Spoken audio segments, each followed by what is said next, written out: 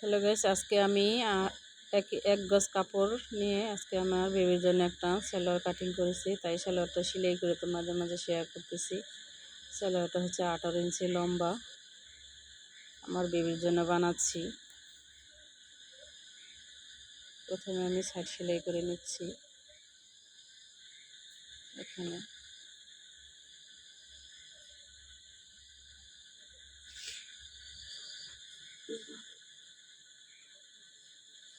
আমার বেবির জন্য আমি নিজেই জামা সব বাড়ি বানাই, কারণ নিজের হাতের জামা নিজের বাচ্চাদের জন্য পরাই খুবই ভালো লাগে। সুতি কাপড়গুলো খুবই আরামদায়ক।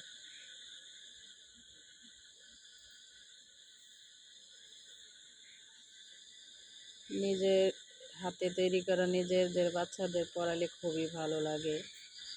তোমরাও চেষ্টা করলে পারবা।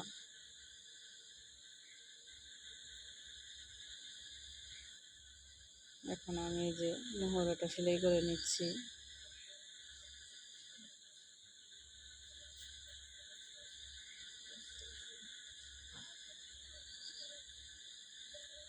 তো তোমরা কে কোথা থেকে আমার ভিডিও ফলো করো, সবাই কমেন্ট বক্সে বলবে আমার ভিডিও কেমন লাগে, তোমাদের কাছে জানাবে। বিশেষ করে আরও নতুন নতুন ভিডিও দেওয়ার উৎসাহ দিবে। যদি তোমাদের ভালো লাগে তাহলে আরও ভিডিও দিব, যে যেরকম ভিডিও চাও।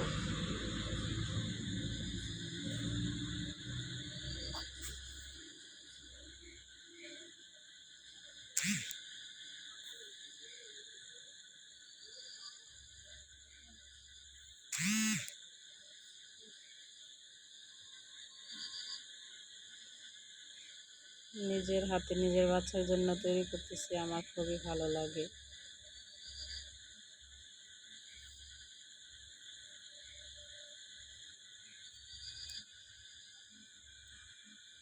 যারা নতুনরা সেলাই কাজে আগ্রহী, যারা শিখতে চাও আমার ভিডিও ফলো করবে এবং আমার এই পেজটা ফলো করবে। আরও নতুন নতুন ভিডিও জানি তোমাদের কাছে পৌঁছে যায়।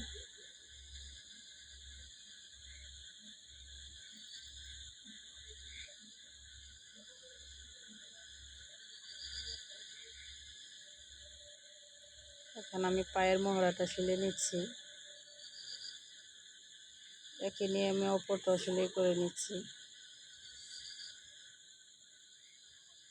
তো কমপ্লিট হয়ে গেছে। এখন রাবারটা কেটে নেব।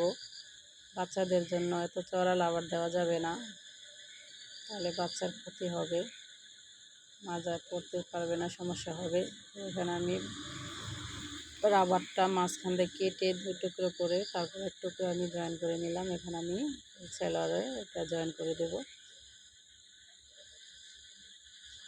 খুব সিম্পল একটা সালোয়ার, খুবই সহজে তোমরা চেষ্টা করলে পারবা।